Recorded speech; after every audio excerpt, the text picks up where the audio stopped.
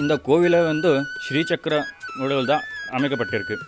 உள்ளே வந்து ஸ்ரீ ராஜராஜேஸ்வரி அம்மனும் 9 அடி ஹைட்டில் இருக்கிறாங்க.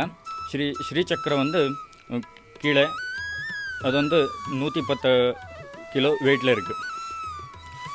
அம்பாளுக்கு வந்து விசேஷமாக அலங்காரம் பிரியே, அதனால் அம்பாளுக்கு வந்து அலங்காரம் நடக்கும்.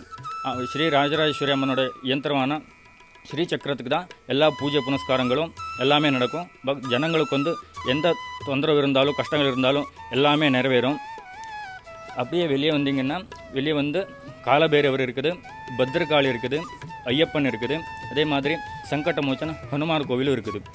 ஹனுமார் வந்து அபயாஸ்த ஹனுமார். அவர் எந்த கஷ்டம் எதுவாக இருந்தாலும் அதை வந்து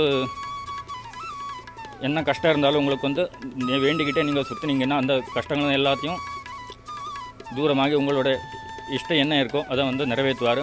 ஹனுமாருக்கு வந்து வடமாலை, வெத்தலை மாலை, துளசி மாலை இந்த மாதிரி என்ன வேண்டின்னு நீங்கள் உங்களோட கஷ்டத்தை இது பண்ணாலும் அதெல்லாம் நிறைவேறும். குருவாயூரில் உள்ள கோவிலின் பிரதியாக வடிவமைக்கப்பட்டுள்ளது. அதே பாரம்பரியத்தை பின்பற்றி பூஜைகள் தொடர்ந்து நடக்கிறது. இது வந்து ஐயப்பன் கோவில்.